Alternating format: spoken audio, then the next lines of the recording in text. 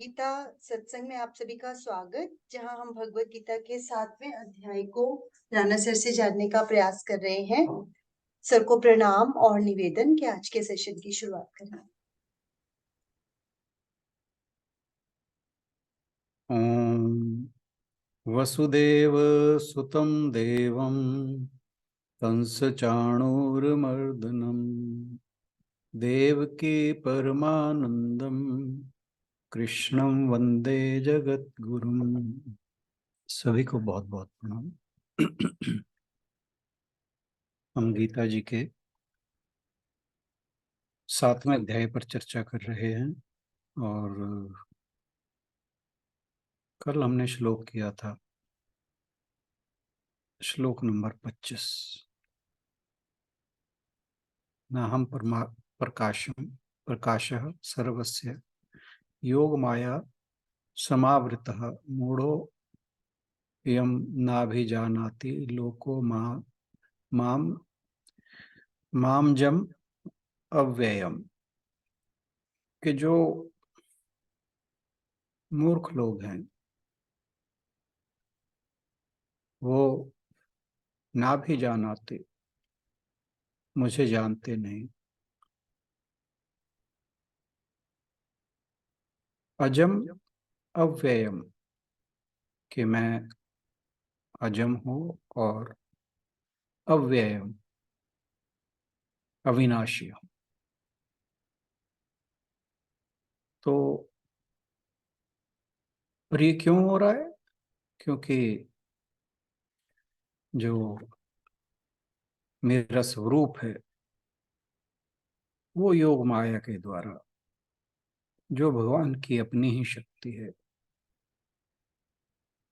उससे ढका हुआ है। वो ढके हुए जरूर हैं योग माया से, लेकिन योग माया उन्हें छू नहीं पाते। जैसे हमारा स्वरूप भी माया द्वारा ढका हुआ है, लेकिन माया जो है वो मनुष्य को, प्राणी मात्र को इस संसार में फंसा डालती है। लेकिन भगवान उससे अछूते हैं। वो माया भगवान की ही शक्ति है। इसलिए भगवान ने 4थे अध्याय में कहा था कि इस योग माया को अधीन करके मैं इस धरती पर अवतार लेता हूं। तो यहाँ भगवान जी ने बताया कि जो मूढ़ मनुष्य हैं उनके सामने मैं प्रकट नहीं हूं।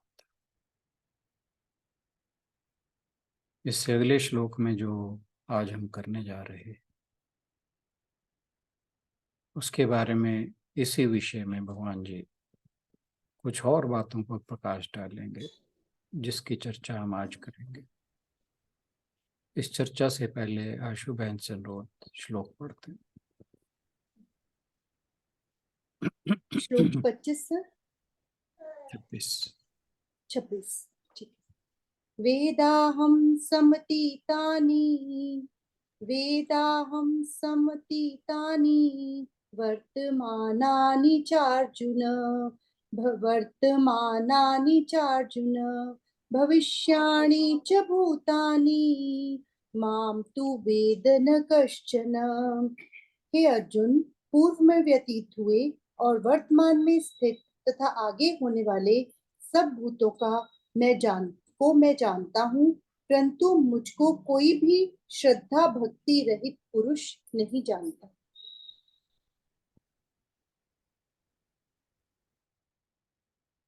इस श्लोक में भगवान जी कह रहे हैं कि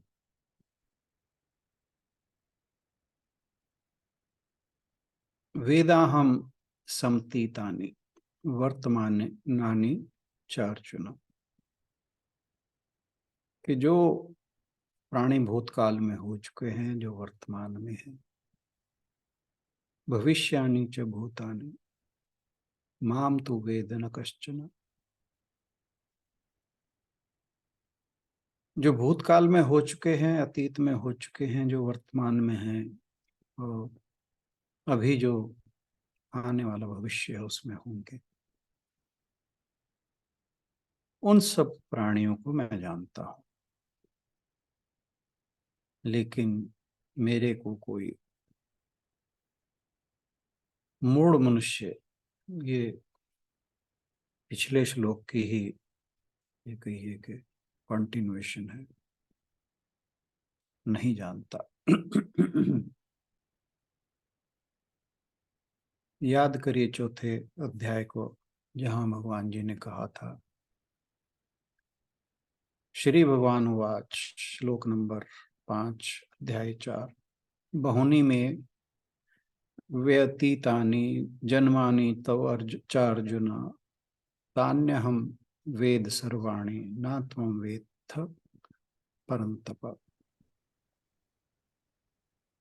कि हे परंतप अर्जुन, मेरे और तेरे बहुत से जन्म हो चुके हैं, उन सबको मैं जानता हूं, पर तू नहीं जानता। कुछ इसी तरह की बात भगवान जी इस श्लोक में कह रहे हैं।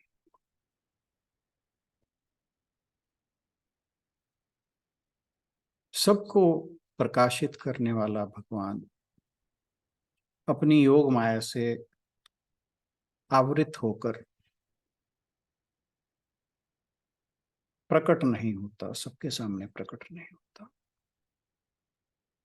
जो त्रिगुणमयी प्रकृति है, जिसे योग माया भी कहते हैं,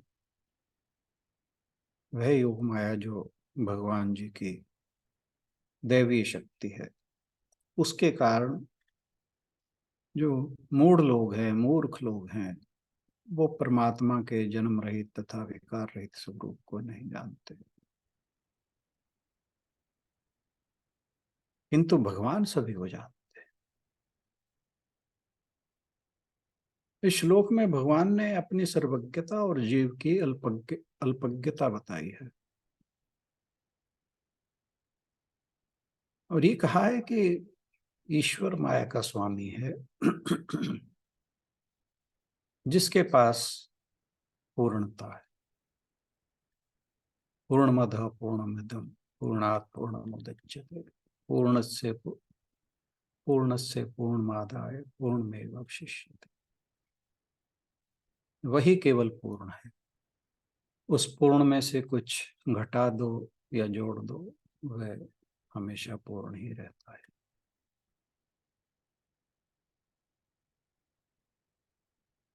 इस माया पर भगवान का नियंत्रण है।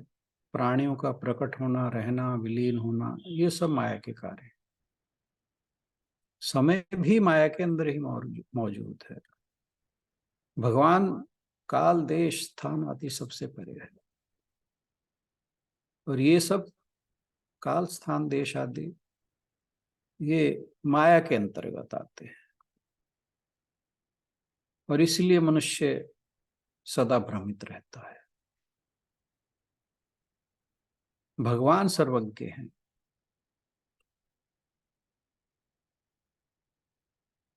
जो प्राणी अतीत में थे, जो वर्तमान में हैं, और जो भविष्य में होंगे, वे सभी उन्हें मालूम है। लेकिन जो व्यक्तिगत आत्माएं हैं, वे अपने बारे में कुछ भी नहीं जानते। जो अपने बारे में कुछ नहीं जानती, वे ईश्वर, उस कॉस्मिक कॉन्शियसनेस को कैसे जानेंगे।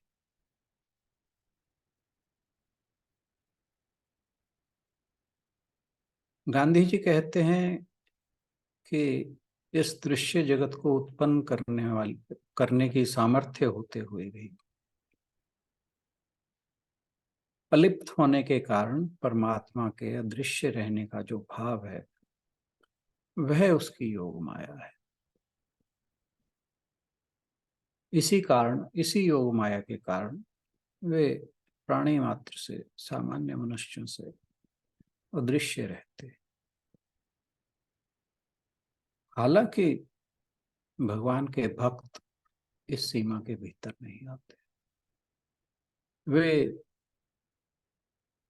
लगातार भगवान की पूजा करते हैं और उनके निकटता में रहना चुनते हैं। ये उनका अपना चुनाव है। इसलिए वे किसी सीमा तक भगवान को समझते हैं। लेकिन जो मूढ़ लोग हैं वो ना तो उसकी पूजा करते हैं ना ही उसे समझते हैं। वास्तव में तो भगवान हमें अपनी आंखों से कभी ओझल होने ही नहीं देते। हमें अपनी गोद से कभी उतारते ही नहीं। वे हमें जीवन देते हैं, ज्ञान देते हैं, आनंद देते हैं। सब कुछ भगवान की ओर से ही तो प्राप्त हो रहा है। एक भगवान के अलावा हमें कुछ भी मिलने वाला और सोर्स कोई कहाँ है।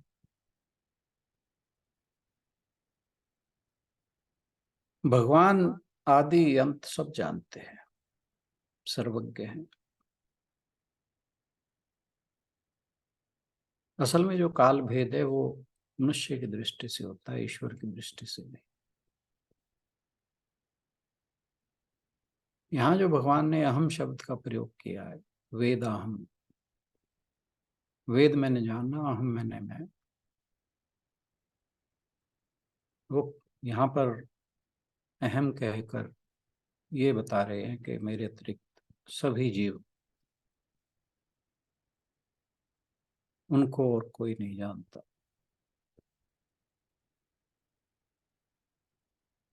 मैं सबको जानता हूं पर मुझे कोई नहीं जानता।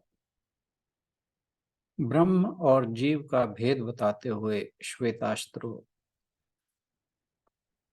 उपनिषद कहता है, ज्ञाग्यो द्वाव जाव विनाशी शव, ज्ञाग्यो द्वाव जावी शानिष्यो,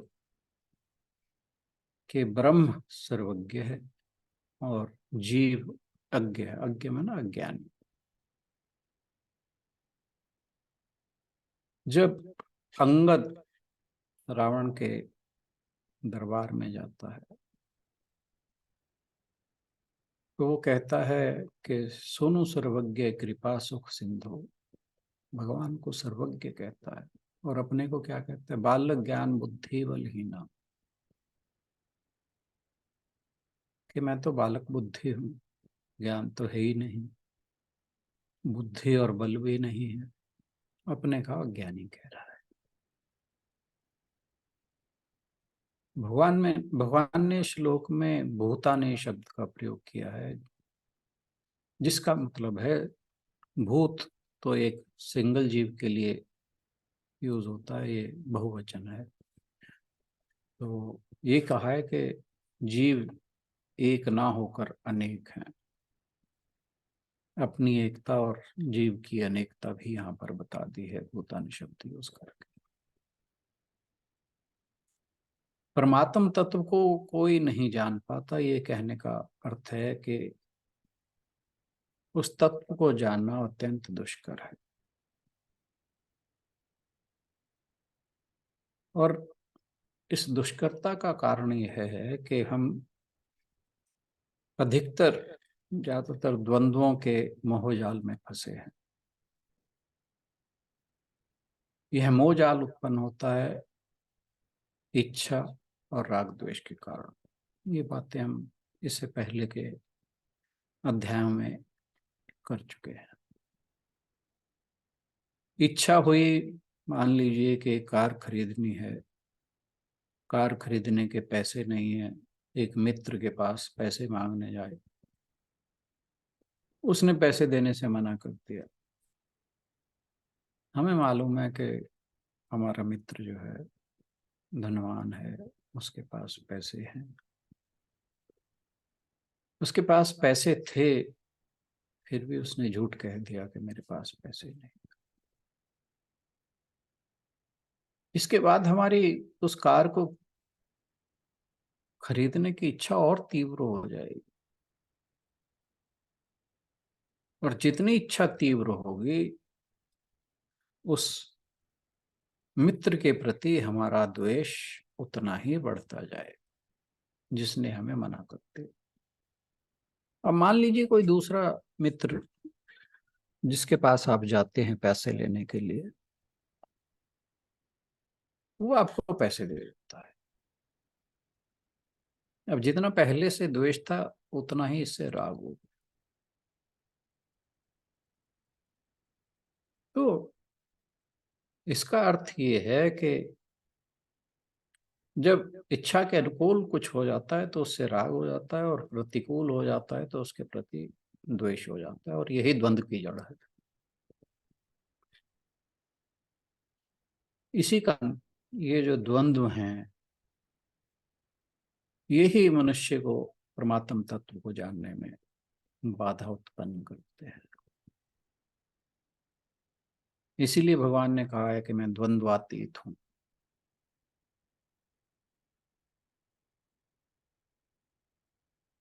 अब यदि भगवान ने यहाँ कहा है कि मैं सबको जानता हूं लेकिन मुझे कोई नहीं जानता, तो फिर जो वामदेव आदि भगवान के भक्त थे, वो कैसे उन्हें जानना, उन्होंने उसने कैसे पहचाना और मुक्ति प्राप्त की। माम न वेद कश्चन, कि जो लोग मेरी भक्ति करते हैं उनके अतिरिक्त अन्य कोई मुझे नहीं जानता। उसी प्रकार भगवान आगे कहते हैं कि भक्त्या माम भी जाना मामा भी जानाति, कि जो भक्त है भक्ति के द्वारा ही मुझे जान पाता है। इसलिए जो लोग भगवान की भक्ति करते हैं उसके अतिरिक्त भगवान को कोई नहीं जानता। भगवान निर्गुण है या राम ही भगवान है या कृष्ण ही भगवान है, यह कोई नहीं जानता। केनोपनिषद में आता है, ना हम मन्ये सुवेदेति, मैं उस ब्रह्म को भली भांति जानता हूं, यह मैं नहीं मानता। अर्थात न हम मन्ये सुवेदेति, वेद जानना, सुवेदेति उसे अच्छे से जानता हूं, मैं यह नहीं मानता। तो जो लोग जानने का अभिमान करते हैं वे अज्ञानी हैं। तुलसीदास जी भी कहते हैं, इदमिथम कहीं जात न सोई, कि ब्रह्म जो है इस प्रकार का है कि उसके बारे में कुछ नहीं कहा जा सकता। और आपको याद होगा बृहदारण्यक उपनिषद में याज्ञवल्क्य ने नेति नेति द्वारा भगवान को जानने का, ब्रह्म को जानने का तरीका बताया है। तो वेदों ने भी उस ब्रह्म को नेति नेति कहा है, यह नहीं, यह नहीं, यह नहीं। क्या है इसके बारे में उपनिषद भी चुप हो जाता है, वेद भी चुप हो जाता है। निगम नेति शिव ध्यान न आवा, कि भगवान शंकर के जो महादेव हैं उनके ध्यान में भी भगवान नहीं आते। तो जीव किस प्रकार भगवान को इदम इथम जान सकता है। अज्ञानता के कारण सामान्य व्यक्ति जो है वो मुझे नहीं जानता भगवान कहते हैं, जबकि भक्त जो अपने विश्वास के माध्यम से, अपनी साधना के माध्यम से, अपनी उत्कंठ इच्छा के माध्यम से मेरे प्रति समर्पित है, वो मुझे जानता है। हम क्यों नहीं जानते, हम क्यों नहीं पहचानते? परमात्मा क्यों हमारे सामने प्रकट नहीं है? क्योंकि वह हमसे साधना करवाना चाहता है। हम उसका नाम लेकर पुकारें, उसके लिए रोएं, उसका ध्यान करें, वो फिर हमारा प्रेम देखकर, हमारे प्रेम का भोग करके वो प्रसन्न होता है, सुखी होता है, आनंदित होता है।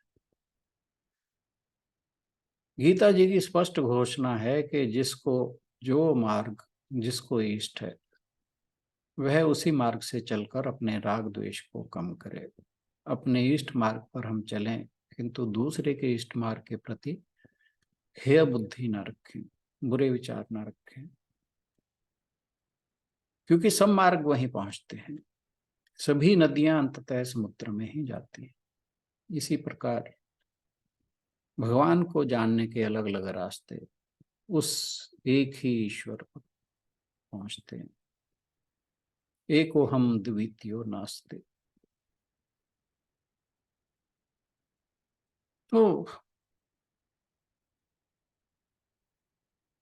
जब हम दूसरे के प्रति हेय बुद्धि रखेंगे तो द्वेष जरूर उत्पन्न होगा। जैसे बहुत सी बार होता है कि मुसलमानों का धर्म अच्छा नहीं है, ईसाइयों का अच्छा नहीं है, फलां का अच्छा नहीं है, हमारा अच्छा है। इससे द्वेष उत्पन्न होता है और अपने प्रति राग बढ़ता है, और ये फिर हमें फांस लेता है, और फिर हम उस जन्म मरण के चक्र में उलझे रह जाते हैं। इसी कारण हम भगवान को नहीं जान पाते। ये जो राग द्वेष का द्वंद्व है, ये इसका चक्कर ऐसा फंसाता है, ऐसा सम्मोहन उत्पन्न करता है कि हमें सत्य दिखाई नहीं दे पाता। और जब तक सत्य का दर्शन नहीं होगा, सत्य को जानने का विवेक जागृत नहीं होगा, तब तक मुक्ति कहाँ संभव है। लोग अज्ञानता के कारण भ्रम में, आकलन में, भगवान का आकलन करते हैं, आलोचना में पड़ जाते हैं। जबकि भगवान का सच्चा भक्त भक्ति और प्रेम से भरा होता है, दूसरों की आलोचना करने से मुक्त होता है, दूसरों का आंकलन करने से मुक्त होता है और अज्ञान से मुक्त होता है। वे कहते हैं ऐसा भक्त मुझे जानता है, अपने हृदय की गहराई में, अपने हर हिस्से में मुझे समझता है, मुझे जानता है। हे अर्जुन, तुम ऐसे भक्त हो जिसने मुझे जान लिया है। मैं पूरी तरह तुम्हारे अंदर हूं और तुम भी पूरी तरह से मेरे अंदर हो।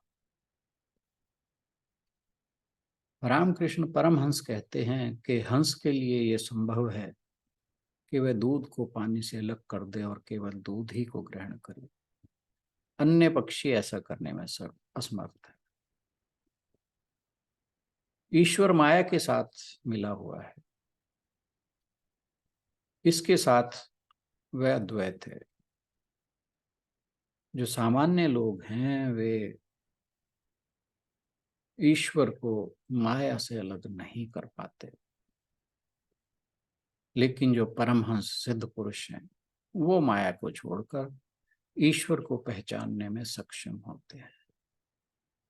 इसलिए प्रत्येक व्यक्ति को भगवान की शरणागति लेकर अपने स्वरूप और भगवान को जानने का प्रयास करना चाहिए।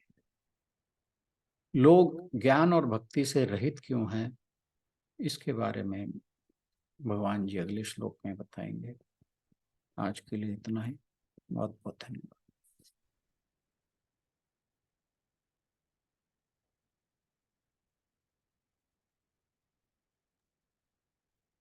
धन्यवाद राणा सर। आज के श्लोक को लेकर या पिछले श्लोकों को लेकर भी यदि कुछ कहना चाहें तो आप कह सकते हैं।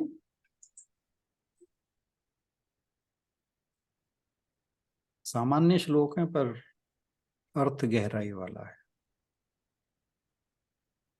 बहुत गहरे हैं, हमारा ध्यान आकृष्ट करते हैं, हमें भगवान को जानने के लिए प्रेरित करते हैं, रास्ता बताते हैं कैसे उस ईश्वर को जाना जा सकता है।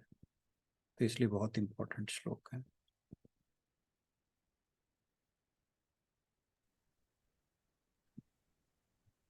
नमस्कार भाई साहब। नमस्कार जी। वैसे आप एक्सप्लेन ही इतनी अच्छी तरह करते हैं, कोई क्वेश्चन पूछने का मन ही नहीं करता कोई। आपकी एक्सप्लेनेशन इतनी अच्छी है, आप एक एक मेरी बात को, एक तारीफ एक अक्षर करने के को। बजाय ना हम्म। श्लोक के बारे में बात किया करो, वो ज्यादा। नहीं, तारीफ जी, जैसी बात हो वैसे करी जाए जी। वो तो श्लोक के बारे में तो जब सारे एक एक अक्षर का अर्थ समझा दिया, तो उसके बारे में क्या बात, इसलिए चलिए, धन्यवाद ये बहुत। आपके तारीफ समझ लो चाहे कुछ समझ लो, जब आपकी व्याख्या ही इतनी अच्छी है, कोई हमारे अंदर कोई अक्षर बाकी नहीं रहता जी, थैंक यू। इसलिए हम क्वेश्चन नहीं कर पाते। थैंक्स। चलिए, इन श्लोकों को लेकर किसी का कोई टेक अवे?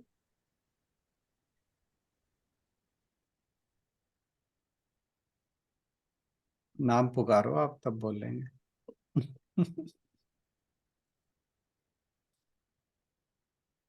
सुनीता जी। आप ही छोड़, आप ही बता दो। डॉक्टर आप ही सुनीता जी छोड़। को बोलती हूँ सबसे पहले। हैं? डॉक्टर सुनीता जी को बोलती हूँ, सबसे ध्यान से सुनती हूँ। सुनीता दीदी। हरिओम जी। हरिओम जी। मेरा तो टेक अवे सिर्फ इतना है कि आप सब कुछ छोड़ के उस पे विश्वास रखो, और किसी तरफ आप अपने आप को डाइवर्ट मत करो। उससे आपको ये होगा कि आपको धीरे धीरे, जब आप उससे आप एक तो गलत रास्ते पे नहीं जाओगे, और धीरे धीरे आपको खुद को महसूस होगा कि you are being guided on the right path. और उससे फिर आपकी श्रद्धा, आपकी भक्ति, आपका विश्वास और बढ़ता है। और उससे आपको और पता चलता है कि ये जो हम छोटी छोटी बातें लेके रिपीटेडली हम यही पढ़ रहे हैं, ये रिपीटेडली हम यही सुन रहे हैं कि हम किसी का गलत नहीं सोचें, किसी के बारे में हम गलत समझें नहीं, और कुछ गलत बोलने की कोशिश ना करें। तो जब हम उस रास्ते पे चलेंगे तो हम इन चीजों से अपने आप को will be able to like gather together, मतलब इन चीजों को हम परे छोड़ पाएंगे। और इन चीजों को परे छोड़ पाएंगे तो अपने आप ही हम वो डुअलिटीज से परे हो जाएंगे। और अ, ये सब मतलब कहने में चाहे एक लाइन में होता है, बट ये सब कुछ टाइम लगता है, बहुत टाइम लगता है, क्योंकि हम दूसरी तरह से चले आ रहे हैं, और दूसरी तरह से ही हम हमारा मेंटली मतलब उसी डायरेक्शन में हमारा दिमाग चलता है। बट हम अगर इस तरह से सोचना शुरू करें, धीरे धीरे हम इस रास्ते पे चलना शुरू करें, तो अपने आप ही हम सिमटते जाएंगे इन चीजों से। आप सिमटते जाओगे तो ऑब्वियसली आप फिर जान पाएंगे हम कि वो परमात्मा कौन है, हमें उसको क्यों पाना चाहिए। और जब आपको ये पता चलेगा कि आपको उनको क्यों पाना है और कैसे पाना है, तो आप फिर उसी कोशिश में लगेंगे। क्योंकि आपको पता है कि जब आपको इस चीज की समझ आ जाती है कि आपको उनको पाना है और उनके अलावा खुशी और किसी चीज में नहीं है।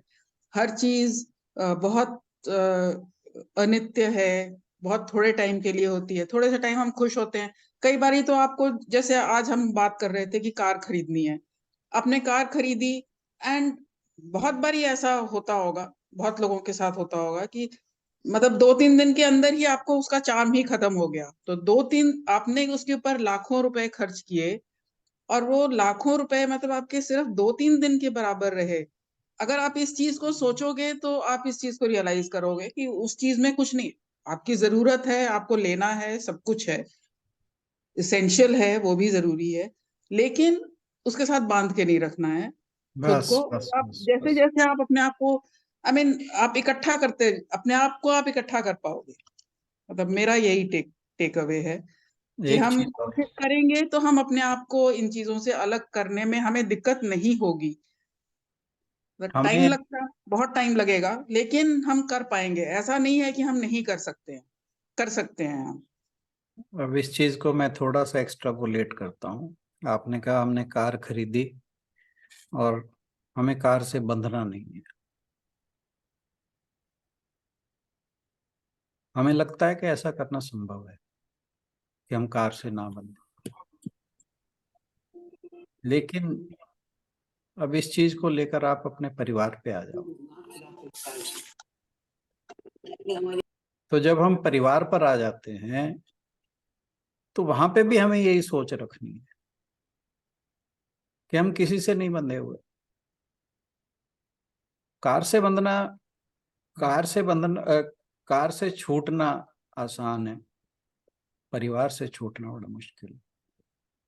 हम पति पत्नी पुत्र पुत्री इन सब के साथ बहुत गहरे से बंधे हुए हैं, माता पिता। तो धीरे धीरे हमें शुरुआत वहां से करनी है, हमें जहां से हम इजीली कर सकते। जो वस्तुओं से हमारा अलगाव इजीली हो सकता, कि हम गीता जी को याद करके कहें कि नहीं ठीक है, ये मेरी जरूरत है, आ गई, वेल एंड गुड, मेरी जरूरत थी, पूरी होगी, that's all, that's end of it, अब मुझे इससे बंधना नहीं। ये शुरुआत हमारी हो सकती है, यहाँ से हम अपनी शुरुआत कर सकते हैं डिटैचमेंट के। लेकिन इस डिटैचमेंट को धीरे धीरे अपने पूरे जीवन में लाना है, अपने हर रिलेशन में लाना है। हम जहां जहां बंध सकते हैं, जहां जहां बंधे हुए हैं, वहां ये नहीं कि भाई घर छोड़ के भाग जाओ, या पति पत्नी आपस में लड़ पड़े, बच्चों के साथ आप लड़ाई कर लो कि भाई मुझे तेरे से बंधना नहीं है। Not like that. आपने मेंटली ये सोचना है कि ठीक है, ये मेरे पुराने कुछ संस्कार हैं जिनकी वजह से मैं इनके साथ बंधन में हूँ, लेकिन मुझे इनके साथ बंधना नहीं है। अपने कर्तव्य पूरे करने हैं लेकिन बंधना नहीं। इनकी सेवा करनी है, जिससे सेवा करवानी है उससे करवानी नहीं है। तो इस तरह से हमारा जो पिछले जन्म के हमारे संस्कार हैं वो धीरे धीरे खत्म होते चले जाएंगे। और एक बात आपने कहा सुनीता बहन ने कि हमें एक डायरेक्शन में चलना है, मुझे उससे सुन के एकदम से माइंड में एक बात आई कि हमें वास्तव में आगे नहीं पीछे चलना है। हम नेगेटिविटी की ओर इतना आगे जा चुके हैं, इतना आगे जा चुके हैं, पता नहीं कितने जन्मों के बुरे संस्कार हमारे अंदर भरे हुए हैं जो हमें पीछे की ओर खींचते हैं। तो हमें वो जो पीछे की यात्रा है, पहले तो हमें जीरो पे आना है। वो सब उन नेगेटिव संस्कारों को जीरो पर लाकर फिर हमें अपनी आगे जो आध्यात्मिक यात्रा है वो शुरू होगी। हाँ, ये भी एक दूसरा तरीका ये भी है कि हम इस डायरेक्शन में चल पड़े, उधर से धीरे धीरे हम अपने संस्कारों को छोड़ते हैं। तो जैसे भी समझें, जो चीज हमें जल्दी से समझ में आए, जिसे हम लागू करने में आसानी समझें। क्योंकि समस्या ये है कि अब जैसे हम पढ़ते आ रहे हैं गीता जी को, बहुत सी बातें हमें क्लियर होती जा रही, लेकिन उन्हें अपनी लाइफ में हमें कैसे अपनाना है, उसे व्यवहार में कैसे लाना है, दैट इज हिलेरियस टास्क। बहुत बड़ा वो हमारे लिए एक ये कहिए मुश्किल काम है। लेकिन भगवान की कृपा पे भरोसा रखें, ये याद रखें कि वो हमेशा हमारे साथ है, फिर ये टास्क जो है वो आसान हो जाएगा। तो मेरा यही कहना है। आप में से कुछ और कहना चाहे?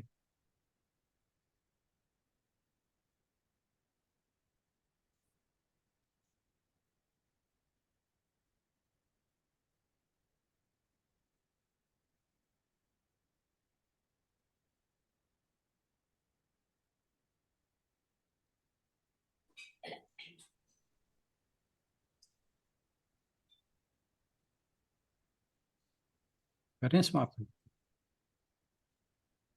ओम पूर्णमदः पूर्णमिदं पूर्णात् पूर्णमुदच्यते पूर्णस्य पूर्णमादाय पूर्णमेवावशिष्यते। ओम शांति शांति शांति। हरि ओम। सभी को बहुत बहुत प्रणाम और आज के सत्संग में जुड़ने के लिए बहुत बहुत धन्यवाद। Thank you everyone. सभी की ओर से राणा सर का भी बहुत बहुत धन्यवाद। कल मिलते हैं अगले श्लोक के साथ। Thank you everyone. Geetanjali ji कुछ कहने लगे थे? नहीं, वैसे मैं बहुत कुछ कह गई अपने मन ही मन में थ्रू डिस्कशन। ये मन मतलब और मन वाली परिस्थिति से जैसे जरा बाहर आ जाओ। एग्जैक्ट मतलब मुझे बातें तो वही है, जैसे सुनीता दीदी भी बोल रहे थे कि हम डे इन डे आउट यही सीख रहे हैं और वही चीजें रेपिटेशन में हो रही हैं और मतलब बताया जा रहा है, जिसको हमें सिर्फ अपनी लाइफ में उतारना जो है ना, दैट्स अ हार्ड टास्क, जिसके साथ हम सभी कहीं ना कहीं स्ट्रगल कर ही रहे होंगे अभी आज की डेट में। तो at the end of the मतलब जैसे सत्संग सर ने अभी एक बात बोली कि जो ना भूलने वाली बात है वो ये है कि भगवान कहीं दूर नहीं है हमसे, वो हमारे पास ही है। तो मतलब बस वही याद रहता है मुझे हर लेसन के एंड में। तो बस दैट्स इट। बिल्कुल सही बात है। जी सर। ये खाली यही भी याद रखे ना कि भगवान हमारे हर समय संग है। जी सर। ये भी बहुत बड़ी बात है। ये भी बहुत बड़ा, ये कहो, भजन है, जप है। वो जैसे राम सुखदास जी कहते हैं, हे नाथ मैं आपको भूलूं नहीं। तो ये बात वो तो कहते, बस वो तो कहते हैं मंत्र ही यही है कि हे नाथ मैं आपको भूलूं नहीं। जी और ये बात मुझे बहुत उनकी अपील करती है। जब भी मैं उनको सुनता हूँ, ये बात मुझे बहुत जबरदस्त तरीके से अंदर से हिला देती है।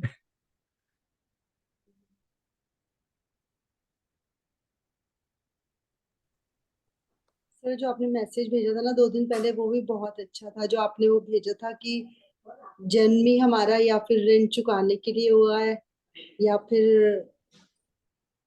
लिए हुए लेन देन के हिसाब किताब की वजह से।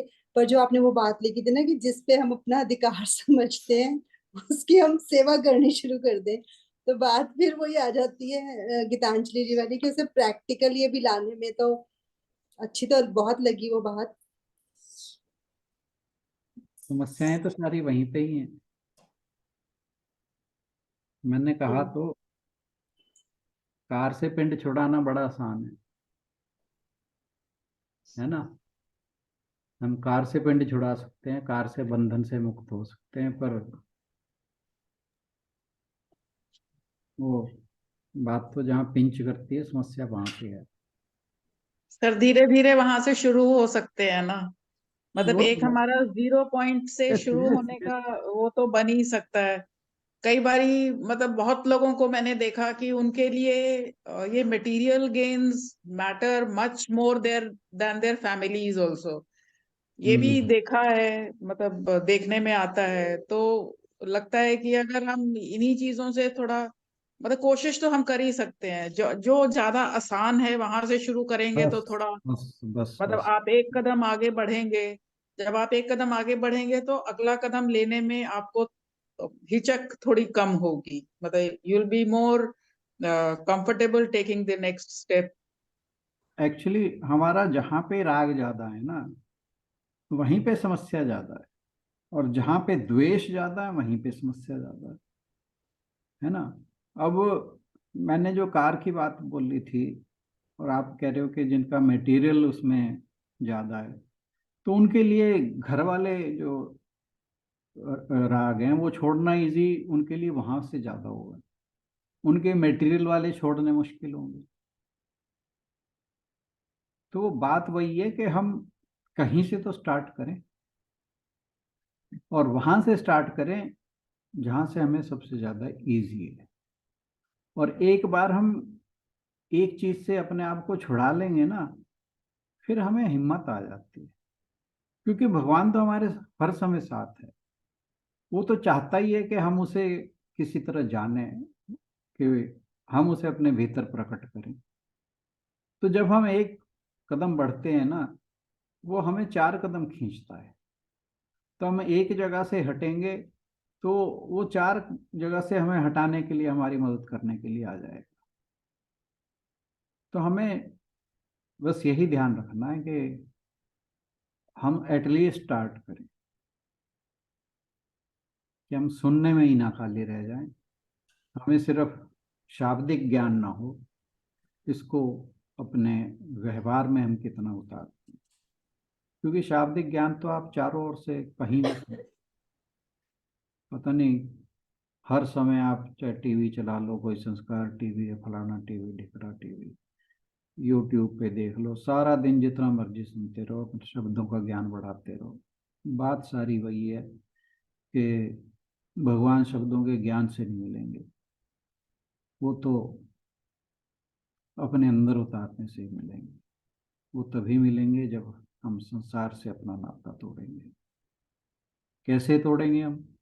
ये कृपा तो उसकी होगी, लेकिन प्रयास हमारा होगा। चलिए, आज जाते जाते आज का सर का जो मैसेज था वो पढ़ते हैं। जैसे 84 लाख योनियों में कभी मनुष्य जन्म मिलता है, ऐसे ही मनुष्य जन्म में कभी सत्संग का मौका मिलता है। यह सत्संग मौका बल, बुद्धि, विद्या, धन, चतुराई आदि से नहीं मिलता, प्रत्युत केवल भगवत कृपा से मिलता है। जब मौका मिलता है तब उसका महत्व नहीं समझ पाते, पर पीछे रोते हैं। सत्संग मानसिक समस्याओं की चिकित्सा है। जब मन में काम क्रोध रूपी वासनाओं की आंधी उठे और ज्ञान रूपी दीपक बुझने लगे, तो ऐसे में सत्संग औषधि का कार्य करता है। विद्वानों का मानना है कि सत्संग से विवेक जागृत होता है। विवेक के जागृत होने पर ही यह जाना जा सकता है कि क्या अच्छा है और क्या बुरा। सब जगत ईश्वर रूप है, सब जग ईश्वर रूप है, भलो बुरो नहीं कोय। जैसी जाकी भावना तैसो ही फल होए। जैसे कपड़े अलग अलग होते हैं पर शरीर वही रहता है, ऐसे ही शरीर बदलते हैं पर भीतर एक ही तत्व है। सबको सुख पहुंचाओ, सब पर उपकार करो, सबकी सेवा करो, मन ही मन सबको दंडवत प्रणाम करो। घरों में परस्पर प्रेम का, आदर का बर्ताव करो। सबको ईश्वर का रूप समझो। किसी को भी दुख पहुंचता है तो वह भगवान को पहुंचता है। वस्तुओं को तो दूसरों की वस्तुओं को तो दूसरों को दो, काम धंधा खुद करो। सत्संग में स्नान करने से मन पवित्र होता है, भीतर प्रकाश होता है और मुफ्त में आनंद मिलता है। ओम हरि शरणम। स्वामी राम सुखदास जी का ये कहा हुआ है, मैंने थोड़ा हेर फेर किया उसमें। फैक्ट है, मतलब मैं अब बीमार रहा हूँ तो इस सत्संग को मिस किया है, तो मैंने बहुत कुछ मिस किया है।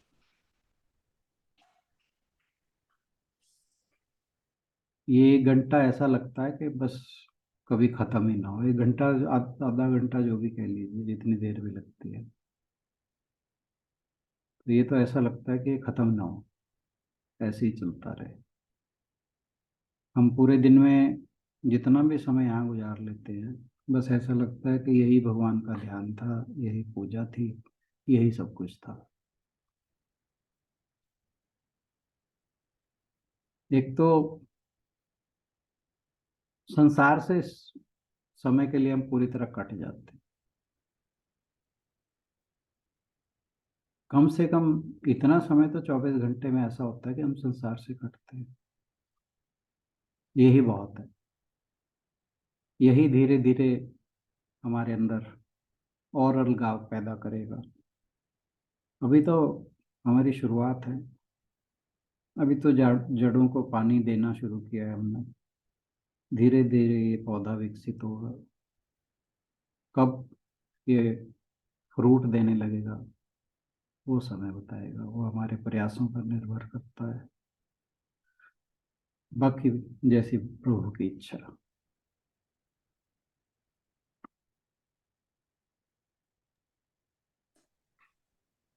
Thank you sir. चलिए इसके साथ आज के लिए इतना ही, कल मिलते हैं। Thank you everyone. हरिओम।